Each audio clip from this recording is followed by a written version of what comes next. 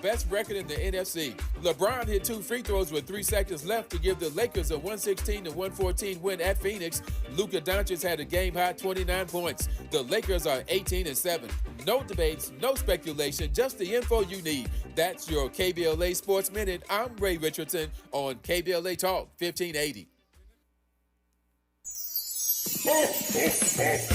Celebrate the soul of the holidays and support Altadena and Pasadena.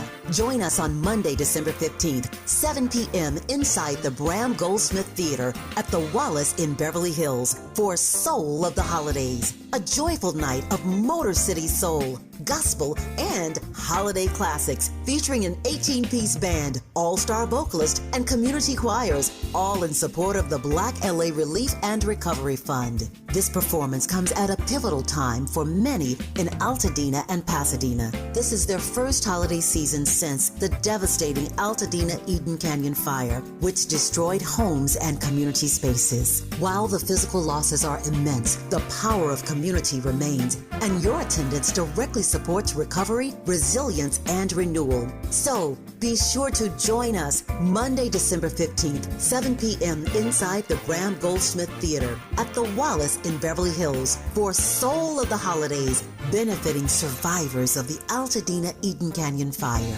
For ticket information, just log on to ticketsatthewallace.org. That's ticketsatthewallace.org. This is a community call to action from KBLA Talk 1580 and the Black Freedom Fund.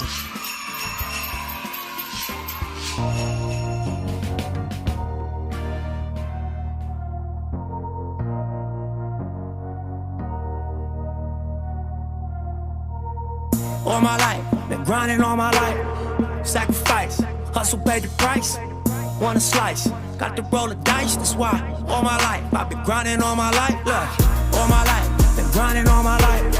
Sacrifice, hustle paid the price. Want a slice, got to roll the dice, that's why. All my life, I've been grinding all my life. Look, I'm married to this game, that's who I made my wife. Said I die alone, I told that she probably right. One thing that's for sure, not a stranger to this life. Got a safe that's full of Franklins and a shoulder full of stripes. I don't know what like myself. I say self-made, meaning I design myself. County jail fade, you can pull my file yourself. Spot raid, swallow rocks, I'm getting high myself. Nah, damn right I like the life I built. I'm from West Side 60, I might got killed. Standing so tall, they think I might got stills. Legendary baller like Mike, like Wilt. 96 Impala, thug life on wheels. Up against the wall, squabble at Fox Hills. Like a boss, ask me how I feel. Successful street, touching them first meals. All my life, been grinding all my life. Sacrifice, hustle paid the price. Want a slice, got to roll the dice, that's why. All my life, I've been grinding all my life. KBLA Talk 1580. Those are your Christmas carols, Miles? Daddy paid the price. Ain't no Santa come down the chimney. Santa not coming down. He's not even grinding. He worked one night a week. I work 6 nights a week. He works Sometimes one night out 7. of the year. He works when does Santa work? I don't know. Anyway, that's Miles' favorite Santa's Christmas. big business. Santa's very big business. Santa's Christmas Carols by Miles Lowe includes Nipsey Hussle. Looking forward to talking with my next guest. He is a pioneer for sure, a groundbreaker, path maker for sure. He has a vision to change social media forever through Fanbase. That's his app. Fanbase is the first in-app purchase subscription social media app ever. And says he's committed to creating an equitable landscape for the next generation of social media users. That landscape starts with Fanbase, now at an $85 million valuation. First black man in history to raise it's $9.2 million in seed funding. I think it's up from that now on Start Engine. Isaac Hayes III, good morning. Good morning. Welcome back. It's great to hear your voice. Thank you very much. How are you? I'm blessed. And I'm glad you're out there doing what you're doing though, because it seems like everything is accelerating. And when I say everything, I'm talking about this cyber AI social media landscape that we're all navigating right now. It's definitely changing. I think maybe this year has probably been the drastic change that we've seen in media in a while, with consolidations of networks being acquired, social media platforms being acquired, AI getting to the forefront. It's really kind of the path that I've been talking about for like a few years now, which is really social media is the new television. It's just it's a new TV. Yeah. But it doesn't have the kind of regulation and controls that TV has. No, it doesn't. And there are pros and cons to that. Okay, let's talk about some of the pros. Well, the pros are it gives, people the opportunity to reach audiences without gatekeeping. Now, what they do when they reach those audiences can be the con. But we're definitely living in a world where we've seen a lot of media journalists get fired from platforms because of an agenda based on that. And we've seen those individuals take to social media, the people that have been let go or pushed out, and actually being able to build independent platforms that are allowed to get the truth out. So that's really, really important, right?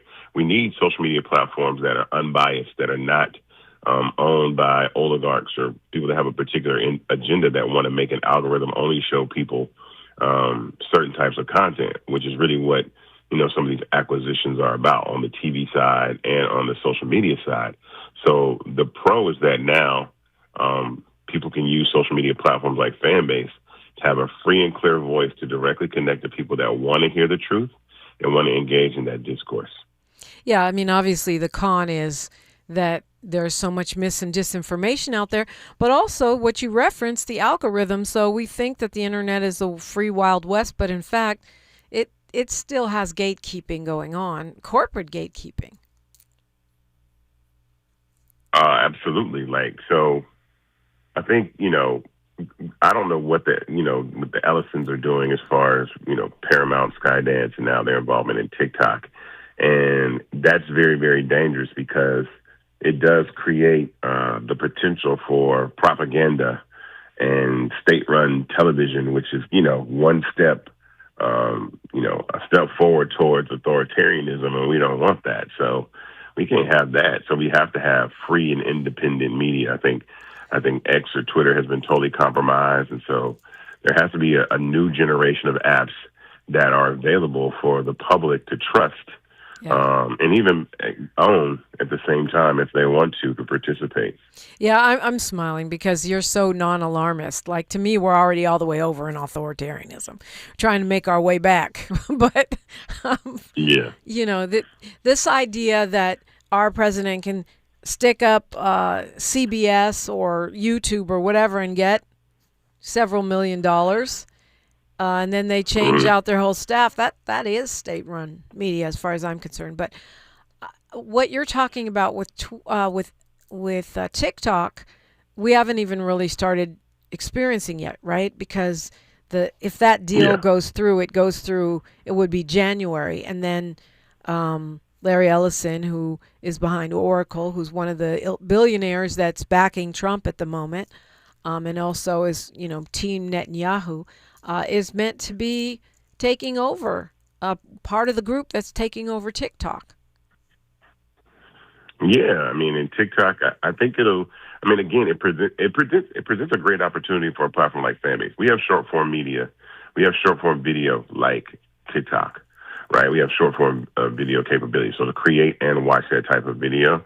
And so I welcome it only because if they're going to ruin the party, then the party's going to move, right? If they're going to ruin the fun, and if they're going to, if they're going to ruin the fun that everybody's having just so they can turn it into a right-wing social media platform, then go right ahead. I will more than welcome anybody that doesn't want that just wants to make fun videos, hear real, true free speech, non-censorship. I welcome all that. Yeah. How do you overcome... I mean, I'm looking at this Hollywood Reporter article where they say Hillary Clinton is blaming TikTok for influencing young people's views on Israel, on Palestine, which to me it's a she's not even, she's considered a liberal. That is like a clear indication of what is about to happen with TikTok right now. But how do you address the complaint that, well, we like Fanbase, but you just don't have the reach of a TikTok? Well, that comes with time. I mean, we just built a brand new algorithm that we've been working on since July, and users continue to migrate. One thing that I will say is nothing. I think we're understanding now more than ever that nothing lasts forever. Like nothing. I think we have to get comfortable with. We have to get comfortable with change sooner than later. Like we have to get comfortable. Like the people, like Warner Brothers is a legacy studio, and it's going to either be owned by Netflix or Paramount. And so there's a drastic change coming in the media landscape. And so this is just opening the door for new players to come into the space and become popular and become the staples that the TikToks were. Especially when people are accelerating the transition of what the platform is actually meant to do, right? And that's what's going to happen, is that people are going to want to migrate to newer spaces. Now, again, I'm not worried about that because I think there's just going to be such a drastic, I guess, fallout from whatever happens with TikTok. People are going to leave that place like a sinking ship, and they're going to go other places. Some will go to probably back to Instagram or Reels, and some will come to Fanbase, and we welcome that. It just gives us the opportunity to live out our mission of being creator first, and for free speech and censorship and diversity. Yeah, it's a good point. I mean, whether you were talking about the changing demographic of Facebook or the sort of rise and fall of MySpace and other platforms, you're right. Nothing lasts forever. And you're right. We're seeing a big shift. Want to talk more about that when we come forward. Isaac Hayes III is my guest, and you're listening to KBLA Talk 1580. A safe place to go loud. A great place for progressive politics. KBLA Talk 1580. KBLA Talk 1580, connecting you with the world. African Focus Incorporated is a community-based organization whose mission is to bring Africans and African Americans together, lead charitable initiatives on the motherland, and educate people from all walks of life on the beauty, legacy, and opportunity of Africa's 54 nations. And it's that time once again when African Focus is teaming up with KBLA Talk 1580 for our 8th annual African Focus Trailblazers Tour. Travel with us in 2026 when we're headed to the Southern African nations of Zambia and Botswana for a historical, cultural, and vacation tour led by me, Dominique DePrima, Cultural Ambassador for African Focus Incorporated. Enjoy luxurious accommodations, conscious fellow travelers, shopping, adventures, cultural tours, wildlife safaris, and a giant waterfall, one of the world's 7 wonders, along with a chance to be of service at an orphanage on the continent. Become an AFI trailblazer by exploring the motherland with a nonprofit organization that has members in Africa and America to help roll out the red carpet for you, and together we'll make a difference and have fun doing it. For more information, visit africanfocus.org or call 310-676-7300. That's 310-676-7300 or africanfocus.org. Whether it's stateside or exploring the diaspora, we're with you every step of the way. African Focus and KBLA Talk 1580. Come go with us. I got the champagne. Everybody can glass.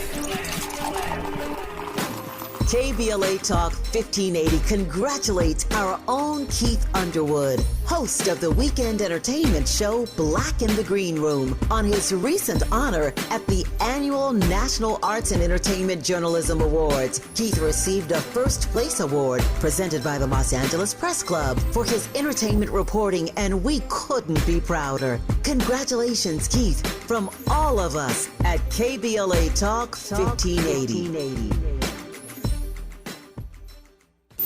Thanks for waking up with Dominique DePrima on KBLA Talk 1580. Do appreciate you. Isaac Hayes III is my guest. He's the founder of Fanbase. And, you talk about things changing, these microdrama, short little moviettes. I don't know if you can call them movie moments. They're more like a scene from a movie or a couple of scenes.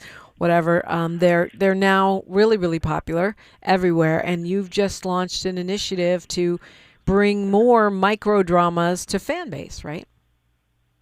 Absolutely. I launched a partnership with a production company called Wild Peach Studios, which is run by Ty Walker and his wife, Keisha Perry Walker, who's an attorney right here out of Atlanta, Georgia, because the microdrama space is evolving faster than ever before. And it's a very, very lucrative space. I think it's a game-changing area. And I wanted to do that because when I look at these current microdrama apps, they don't have any multicultural microdramas yet, right? And so, but when they get there, they're going to make them for these platforms, and then who's going to own the infrastructure? And it's got to be us. And so that's why I really wanted to lean into this space, so that Black people and people of color and multicultural races have an opportunity to produce and distribute microdramas on a platform that can be owned by them and accepts diversity, equity, inclusion. Remember, a good bit of these platforms have spent the last year telling all people that they don't want diversity, they don't want equity, they don't want inclusion. But watch what happens when these microdramas hit. They're going to come running back like, hey, we want you. And that's the choice where we say no, thank you. We're already on Fanbase and we're fine there. Right, because they need the content. Is that why you assume they'll come running back? Yeah, absolutely. That's what they always do. I mean, that's the point. It's like, to fulfill the wishes of an administration is one thing, but we can't go on and just keep disrespecting Black culture and Black media when we know what we bring to the system, what we bring to the economy, right? So who makes all the money off this kind of stuff? And that stuff is super important. Who's getting paid when we're doing this kind of stuff? And so that's why I wanted to get into microdramas. For people that don't know what microdramas are, they are these highly addictive movies that are chopped into 2-minute segments that end on cliffhangers. So they are movies, but they're shot vertically, and they're enormously engaging, and they're very, very popular. And in China, the microdrama industry is larger than the television and film industry over there. So it's a huge industry, and people are flooding the space to try to create microdrama apps, which I don't want to create a microdrama app. Fanbase already possesses the ability to support microdramas through vertical video, through unlocking, through subscriptions, and an algorithm. So it was the perfect time for us to be able to get into this space. When you talk about Black ownership, what does that even really look like in the digital economy? Because most of us are operating on these huge platforms that we don't own. Yeah.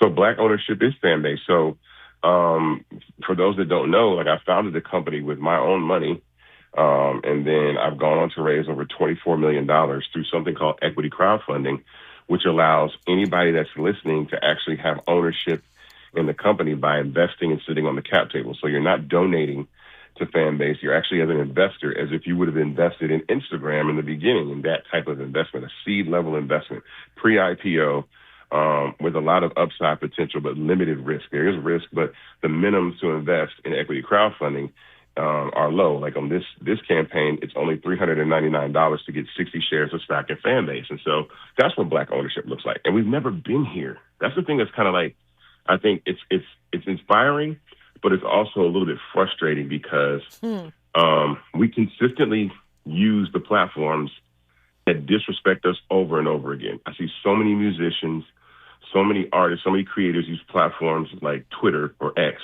when Elon Musk repeatedly disrespects the culture, or Mark Zuckerberg ends all DEI initiatives and people stay there, or TikTok has a consistently racist agenda against Black people, algorithmically, culturally, content-wise. And so we have no options. And so we're forced to just take what's given to us, all the time, right, until now. And so that's why, the mission for Fanbase is clear. We're not going anywhere. We are an extremely competitive platform. It's going to create a shift where the wealth distribution doesn't go to the same 25, 35 people that are multimillionaires and billionaires. We're going to build something new. We're letting the users have an opportunity to own it. Those that want to get in early can have equity in the company. And we're going to continue to innovate and be creative. Yeah, I mean, it reminds me a little bit of the TV networks, because if you think about the Foxes and such, the WB, where they found with content that is targeting black audiences and many times partnering with black creatives, and then once they get it on its feet, they cut us out of the picture a lot of times. Is that what you mean when you talk about cultural labor? Absolutely. Let's take. You know what? Let's take it back. Let's take it back 20 years earlier than that. Black exploitation films saved Hollywood. Films like Shaft, The Mac, you know what I'm saying, like Superfly, they saved Hollywood. Hollywood was about to go bankrupt. Nobody was watching movies, and black cinema came in and brought so many dollars to the film industry because black people were finally seeing themselves in positions of power, not necessarily butlers and slaves, right? And then what did Hollywood do? It went right back on the scene, went right back to creating movies and content and forgot about black people primarily. And then it happened with the TV networks. And then it just most recently happened with Tubi. And so I'm like, enough is enough. No one stops and says, let's build the infrastructure first. Before we take our talents to any of these platforms, let's build the infrastructure because we're in an era right now where we're going to have to read the fine print, like the nutrition facts per se of what a platform is. So when you're watching a piece of content, who owns this platform? Who's behind this? Because a lot of times when you think of Tubi is owned by Fox Corp. Fox Corporation takes that money and puts it in the hands of people that lobby against the progress of black people. But we still use Tubi. Or that's going to be happening with TikTok. And so there is a bit of responsibility about where we leave our footprint. There's no excuse now because we know that information. It's not going to be hidden. A lot of times people didn't ask that before, like who owns this? Like we didn't really think about who owns it because it wasn't biased. There was journalistic integrity or media integrity back in the day. Now we see a clear agenda, so we got to know who's behind it because that person could be creating an opportunity that actually hurts black people on the back end, but looking like it's an ally to black people on the front end. Yeah, I think the confusion is real, even though you say we should know. I'm really surprised how many high-profile artists and so-called influencers don't get it at all. I can tell you why. Number one, it has also a lot to do with representation. A lot of this talent is represented by people that fall into the agenda that don't look like us. So a lot of the talent that you're talking about, especially black talent, they don't have black managers. They don't have black agents, right? They don't, they don't have those types of people directing them out of those spaces. They're directing them back into those spaces. I've run into many roadblocks of trying to partner with amazing talent. And you get to the agency level, you get to those big three agencies out there, and you get stonewalled or roadblocked because they're like, wait a minute, you're trying to come in here and give this person part of the equity in your company. You're trying to let them make money that bypasses what our fees are. You're trying to give them, freedom to be able to connect directly with their fans and consumers through in-app purchases and not have to do these deals that we get commissions off of. Oh no, keep you as far away as you possibly can. And so that's part of the point too, is that these artists have to realize, are their best interests being met or are they just being served as a cash machine for these people that, yes, you're making money, but please realize there's an agenda to keep you in a specific place to make sure that the people around you benefit, actually probably more than you do, and you may not even recognize or know that.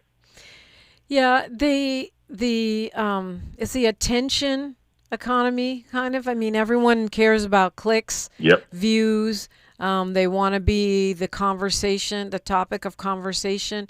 Is that going against our best interests on a business level? It can be, but that's going to change very soon anyway. Because again, people, to be candid, just being in this space, people would much rather be famous than rich. Because it's not hard to make money on social media. You just won't have a larger audience. You can become a millionaire off, 5,000, 20,000, 10,000 people being consistent fans or consistent supporters of what you do, but you might not have millions and millions of followers. And that's the dopamine hit that social media spends a lot of time. I'll take the money. I need to learn about that. We just said how to make millions with a few followers. I'll take money over fame anytime. But I mean, we probably have a different perspective. Your dad being super, super duper famous, my parents being semi-famous, of growing up around that, and you see what it doesn't come with. Yeah. What's not included? Let's get to the money. Yeah, let's get to the money.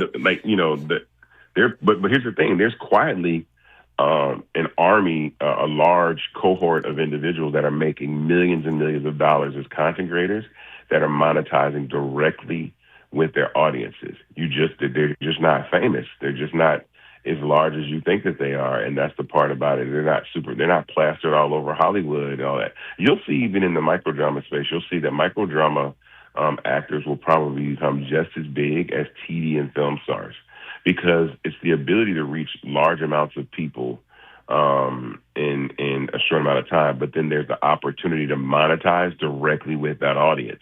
And that's the part that people are leaving out. Before Fanbase, there was no app that allowed you to put to subscribe to a person like you would subscribe to a streaming service, right? So the same way that we subscribe to Netflix, there was no button on social media to allow you to do that using Apple Pay and Google Pay. I came up with that. So when you think about how fast the point of sale is, there's nothing in between you and anybody else that has access to a web browser or the app itself to subscribe to you directly. And that cuts out so many people. And there's a lot of uncertainty in that people are afraid of losing that type of capital. And people copied you since. Oh, 100%. Yeah, I filed a patent for it, but Instagram does it now. TikTok does it now. Twitter does it now. All these platforms allow you to subscribe to people using in-app purchase capability, which is really, really convenient and very, very fast. And so that's the thing that they shifted and did. But the difference between us and all those other platforms is they never let your following see all of your content. So you could have, 20 million followers and only 600,000 people will see your posts because they can't let you reach all those people. I'm not putting barriers up on how many people can reach you or how many people you can reach on Fanbase, because that defeats the point, because it's a rev share platform where we get a percentage of the revenue and the user takes 50% of the revenue as profit for themselves. And so it behooves us for me to put anybody on the platform in front of as many people as possible, because from those subscriptions or from those tips that you can love somebody's content for like half a penny at a time.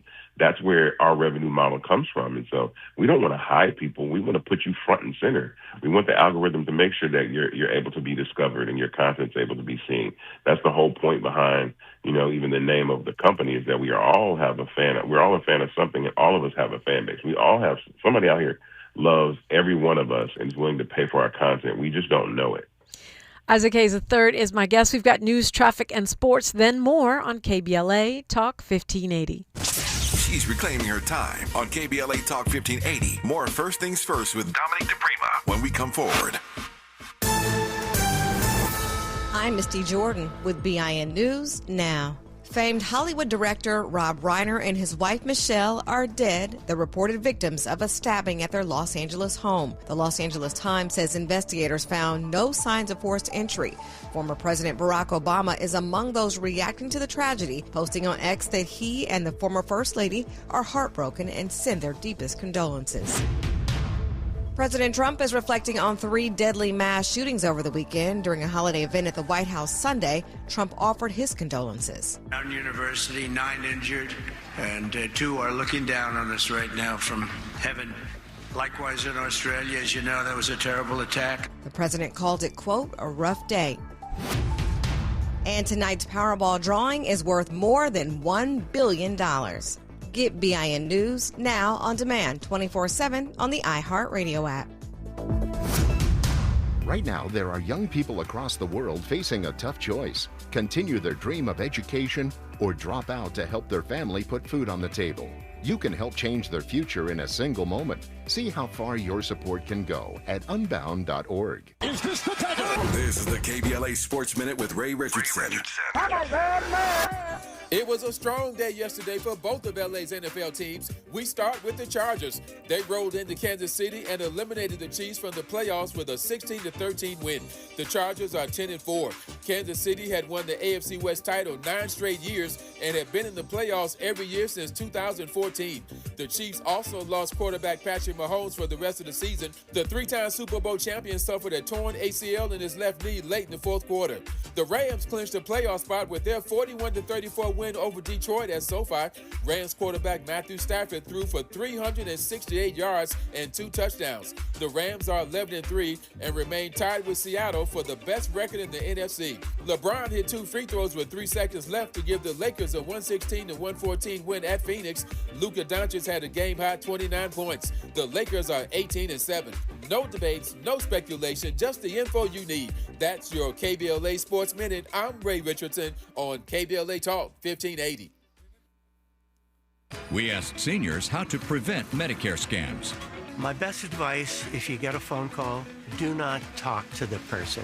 These people are well trained. Don't talk to them. They don't know me. They're just trying to scam me. Don't be fooled. Hang up. Just hang up. Never give out your Medicare number. They're going to get your number to put in a false claim. If I get a call from someone, I don't pick up the phone. And should I pick up the phone and they ask for information, then I hang up. How do you detect Medicare fraud? Just like I check my credit card statements, I check my Medicare statements monthly. Scammers can get a hold of your number, order medical devices through your account, and you're not even going to know about it if you don't look at your statement. Check your statement every month. If you get your statement and you see something that you know you did not have done, you report it. Call your senior Medicare Patrol. To report Medicare fraud, call the Senior Medicare Patrol at 855-613-7080. The holidays mean more travel, more shopping, more time online, and more personal info in more places that could expose you more to identity theft. But LifeLock monitors millions of data points per second. If your identity is stolen, our US-based restoration specialists will fix it, guaranteed, or your money back. Don't face drained accounts, fraudulent loans, or financial losses alone. Get more holiday fun and less holiday worry with LifeLock. Save up to 40% your first year with promo code NEWS. Visit lifelock.com. Terms apply. Your ambition just met its match with Robinhood. Trade stocks and ETFs, options, futures, and crypto all on one platform. Get started today at Robinhood.com/yourmoney. Your money, your move. All investments involve risk, including loss of principal. Options, futures, and crypto trading carry significant risk and may not suit all investors. Securities offered through Robinhood Financial LLC, member SIPC. Futures trading is offered by Robinhood Derivatives LLC, not FDIC or SIPC protected. Crypto offered through Robinhood Crypto LLC, NMLS ID 1702840, not FDIC or SIPC protected. Portfolio management offered by Robinhood Strategies, an SEC registered advisor. Broadcasting live from Leimert Park, USA. Welcome back to your home for unapologetically progressive radio. KBLA Talk 1580. Isaac Hayes III is my guest. He is the creator of Fanbase. And if folks are not on it yet, I mean, we've been talking about, a lot of the innovations that you're bringing into play. How do you get on? How do you get started with Fanbase if people aren't there yet? Simple. Just go to your Apple App Store or your Google Play Store and type in the word Fanbase. You will see a purple icon pop up with a white F that looks like a lightning bolt, and you download the app, create an account, and then you're on Fanbase. And something that we just launched last Friday was we rebuilt our content migration tool. We had one before, but basically, as soon as you sign up, it'll ask you if you want to import your content over from Instagram or TikTok, so you're not starting with a blank profile. It'll take all that content and move it over. It won't leave Instagram or TikTok, but it definitely gives you a fresh start, so you don't have to post stuff all over again from scratch and feel like you're starting, all the way from the bottom. Yeah, for sure. I was even able to figure it out. I don't claim to be a technical wizard, but I was able to migrate my content over to Fanbase, and it was really easy, actually. It took hardly any time at all. And it moves very, very quickly. So I'm excited about that because, that's going to help. Again, like when TikTok went down before, we had a lot of people come to the platform. And again, it's just easy to migrate. Like, you know what, let me just move. Let me just ship my stuff over because I don't like what's going on, over here. And I can start from scratch. And you're actually putting your content in a position to be tipped, which is love. Posts can be liked.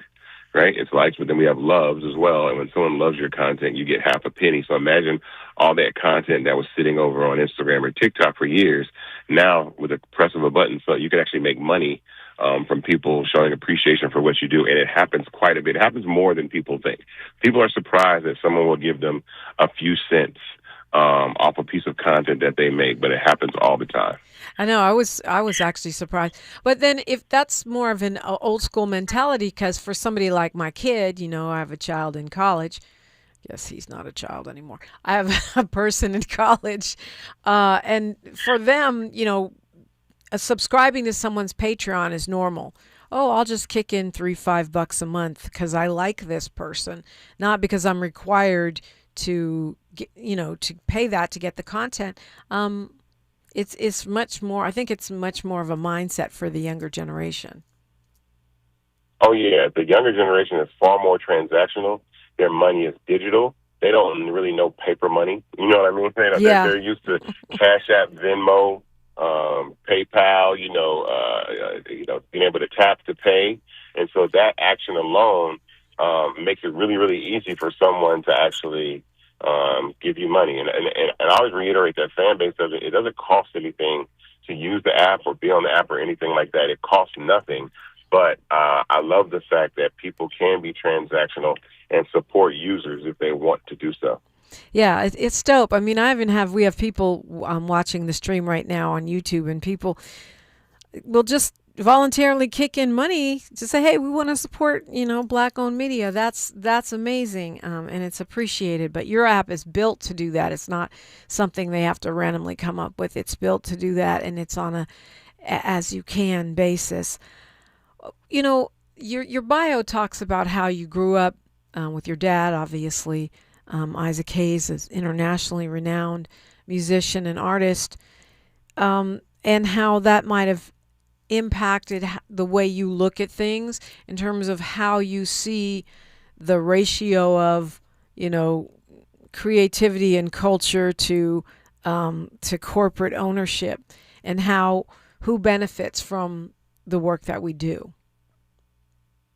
Yeah, absolutely. So for those that don't know, my father's Isaac Hayes, a global icon, soul icon, but I think he was also really one of the founding foundational blueprints for hip-hop. And in that process, people sampled my father's records throughout the 80s and 90s and 2000s, but there was one thing that people did not know, is that my father did not own the rights to his writer shares and the publishing to his music. He lost that in a bankruptcy a year before I was born. So Isaac Hayes' catalog was acquired at auction. And so in that process, there are now people that don't look like me that have been going to the mailbox for the past, 40 years, collecting, my father's, wealth in the tune of excess of $60+ million. Wow. And so that's how you build generational wealth. And I have, 10 other brothers and sisters. And so they didn't get opportunities to go to college. They didn't get, that's what you're supposed to do. You're supposed to have that money for your kids to go to college and educate your children and help them through life. And my father didn't have that. And so in building Fanbase, ownership has always been at the core of what I'm building. It's the first thing that I thought of. It's like, even, ironically, it's like when I first built and came up with the idea, I trademarked the name. And then when I founded the company, I created 2 classes of stock, non-voting and voting shares, to make sure that I was the only one that could ever have voting power in the company, so no one could steal this company away from me. And so foundationally, Fanbase is set up with ownership and equity in mind because of the lessons that I learned from my father's unfortunate business. And we've seen that time and time again with creators, musicians and others that, end up getting cheated or squeezed out of their content. And I mean, right now there's a battle raging on the internet between Daz and Snoop. And it's all about who owns what in terms of the intellectual property. Yeah. It's, IP. Listen, publishing and masters in the music business is really, that's the business. Yeah. It's who owns the masters, who owns the publishing.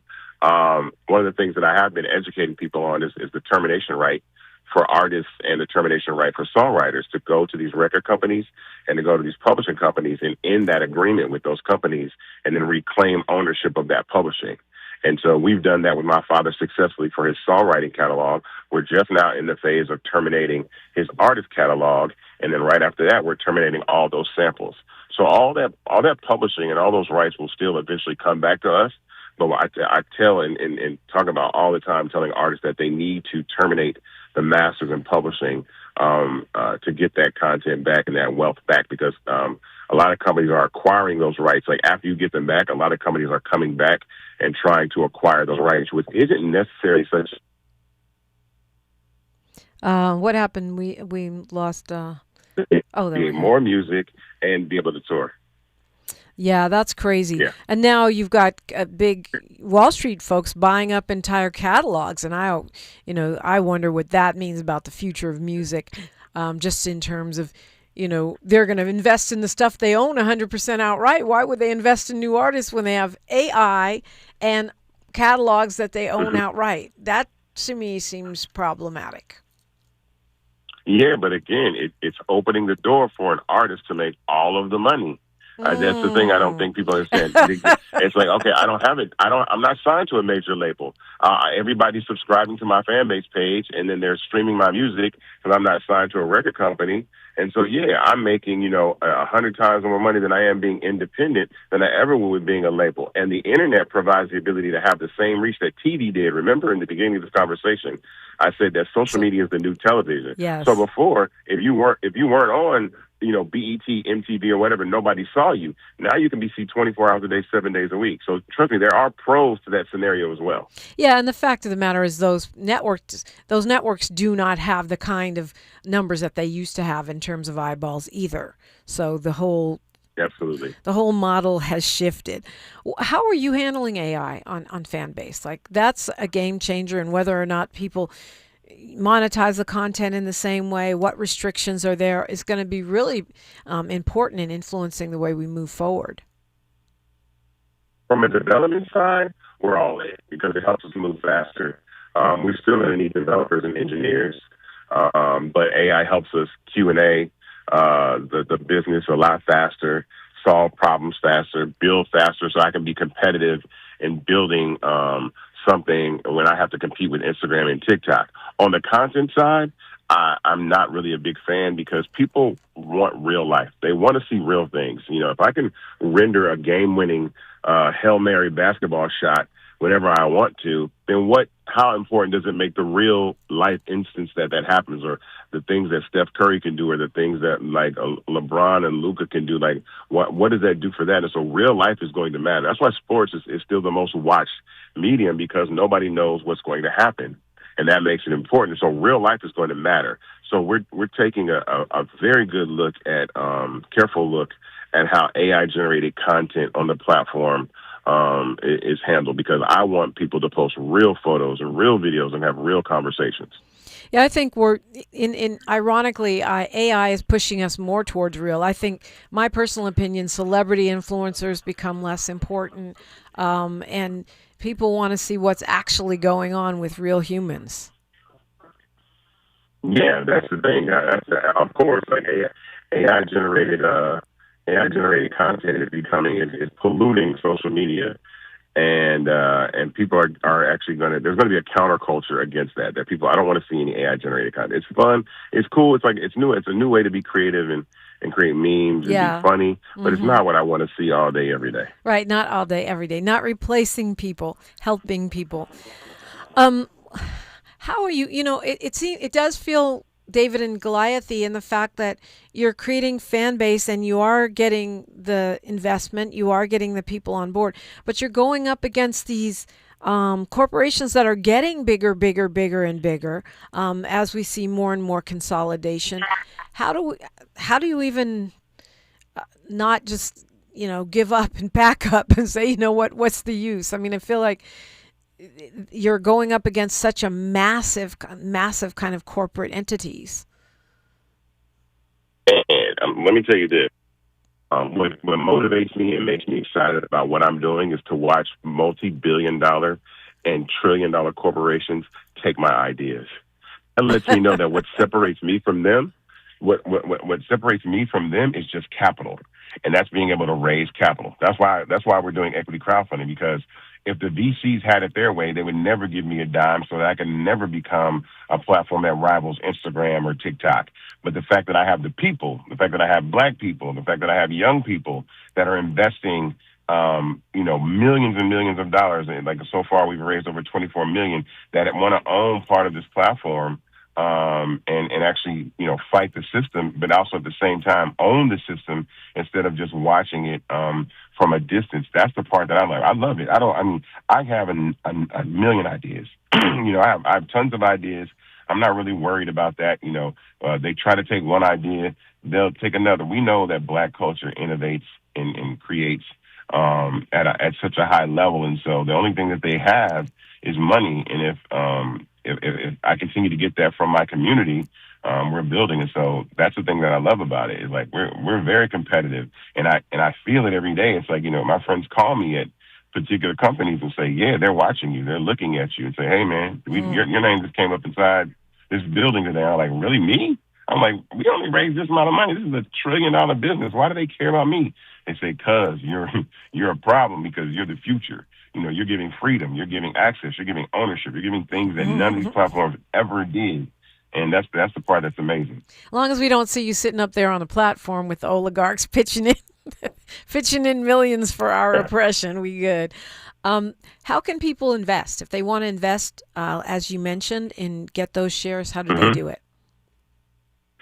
They go to startengine.com/fanbase. So StartEngine is the platform that we use. It's an equity crowdfunding platform among several others, that you can get equity and ownership in the company. Our raise closes in 2 days. So I tell everybody, if you want to invest in Fanbase, don't wait. Invest right now. Like, do not wait. We're actually very close to our goal. And so once we reach our goal, the raise closes. And the raise closes regardless in 2 days. And so the minimum is $399. So go to startengine.com/fanbase to invest. Don't wait. Tap in. You will own part of a company that's going to distribute microdramas. So research what those are. You're going to own part of a platform that understands that social media is the new television. And if you want to own the platform that distributes that content globally, then you're going to want to invest in Fanbase. And you're going to want to invest in a platform that understands that free speech matters, diversity matters. Censorship is not something that we want to do. And it's a new era for people to participate and have ownership in social media. So one more time, startengine.com/fanbase to invest. The minimum is $399. The raise closes on Wednesday. Do not wait. Man, what a great thing to give for Kwanzaa, Christmas, Hanukkah, whatever you're celebrating, solstice. And give someone some shares in something that can really blow up, that is blowing up. Absolutely. 100%. Well, congratulations to you, Isaac Hayes III, and thank you for tapping in with us. I always love talking with you. Oh, thank you for having me. I appreciate it so much. StartEngine.com/fanbase. Cha-ching, cha-ching, cha-ching. Continuing the conversation here on KBLA Talk 1580. When we come forward, you know where you're at. Unapologetically progressive, KBLA Talk 1580. More of First Things First with Dominique DePrima when we come forward. Cedars-Sinai is helping shape the future of Los Angeles, working alongside local communities and showing up with resources and healthcare programs that open doors for people across the city. Through career development programs like Next Gen Healthcare Pathways and partnerships with over 200 organizations like Black Men in White Coats, Cedars-Sinai is educating and empowering future healthcare leaders right here in LA. With access to education, mentorships, and hands-on experiences, we can build a healthier Los Angeles together. Cedars-Sinai, here for LA. If you're an adult in need of an accredited high school diploma, the Los Angeles Public Library can help. You could earn one for free in as few as 5 months, online with 24/7 access. You also get a personal academic coach, plus special training focused on 9 in-demand industries, as well as a resume and cover letter to advance your career. Visit the website at lapl.org/diploma. That's lapl.org/diploma. 10 athletes will face the toughest job interview in fitness that will push past physical and mental breaking points. You are the fittest of the fit. Only one of you will leave here with an iFit contract for $250,000. This is when mindset comes in. Someone will be eliminated. Pressure is coming down. This is Trainer Games. Watch it on Prime Video starting January 8th. The holidays mean more travel, more shopping, more time online, and more personal info in more places that could expose you more to identity theft. But LifeLock monitors millions of data points per second. If your identity is stolen, our US-based restoration specialists will fix it, guaranteed, or your money back. Don't face drained accounts, fraudulent loans, or financial losses alone. Get more holiday fun and less holiday worry with LifeLock. Save up to 40% your first year with promo code NEWS. Visit lifelock.com. Terms apply. KBLA Talk 1580. We've got a lot to talk about.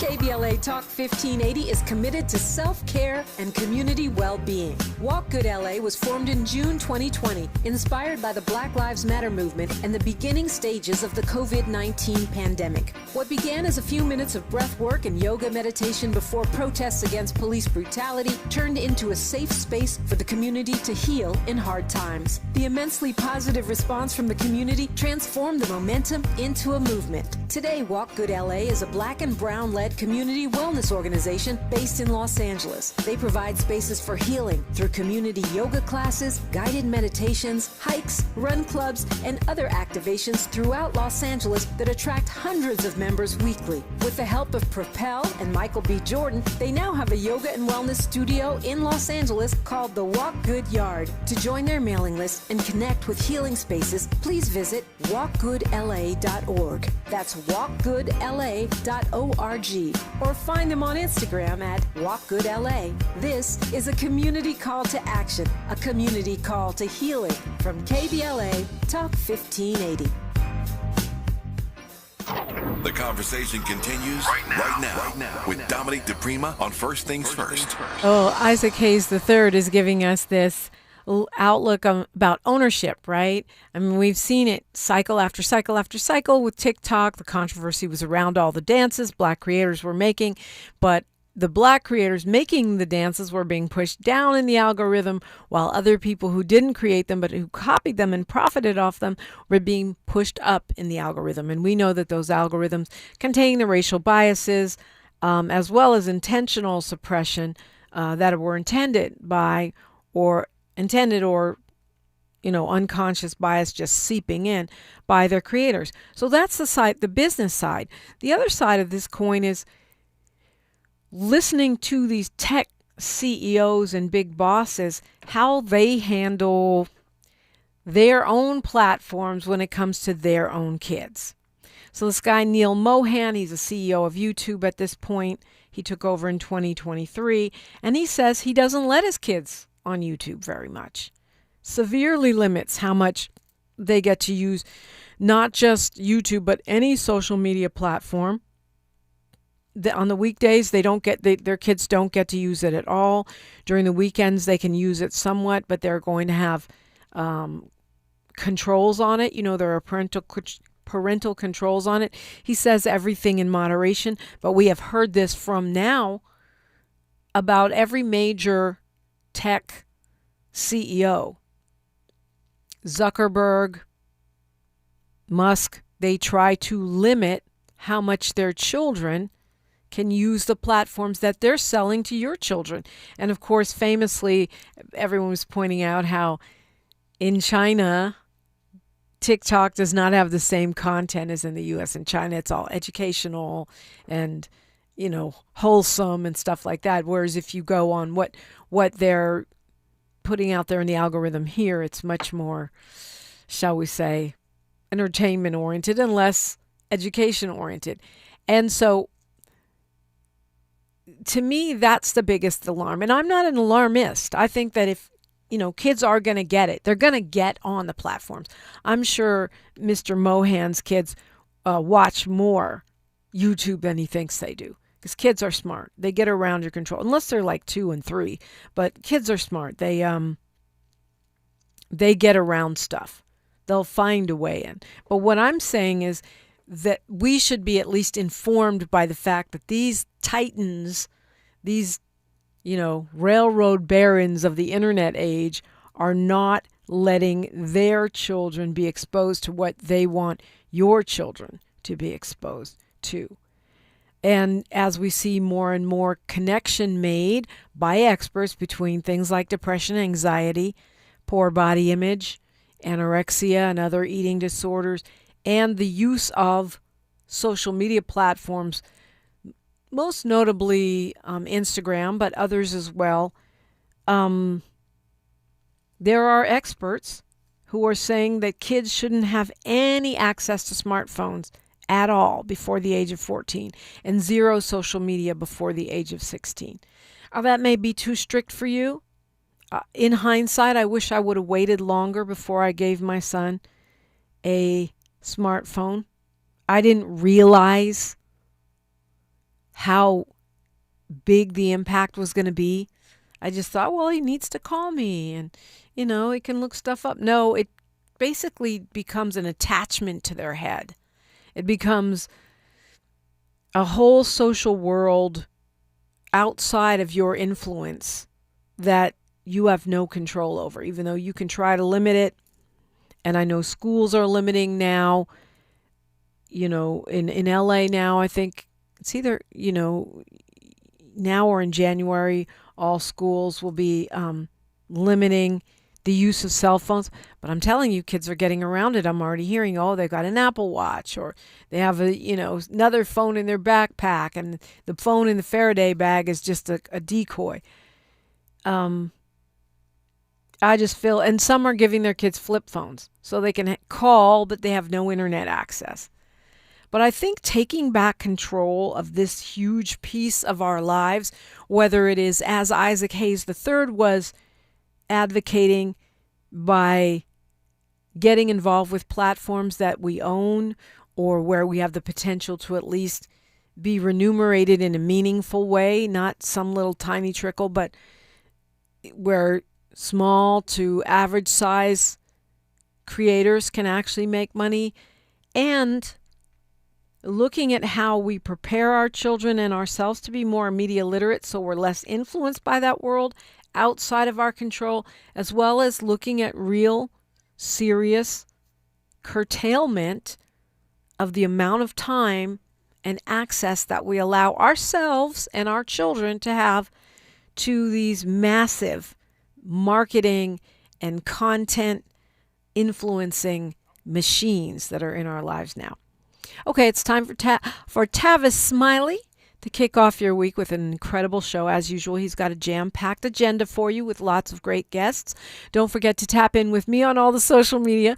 We'll do the stuff that doesn't rot your brain. I'm at Diprima Radio, DIPRIMA, on all platforms. I even have a YouTube channel which you can subscribe to. Please like, subscribe, and comment. Follow the station at KBLA 1580. We are everywhere, even on YouTube, where we stream every single day.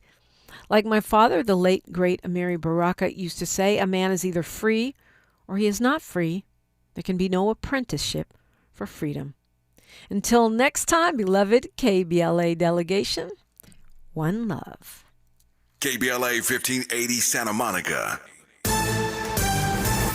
I'm Misty Jordan with BIN News Now. Famed Hollywood director Rob Reiner and his wife Michelle are dead, the reported victims of a stabbing at their Los Angeles home. The Los Angeles Times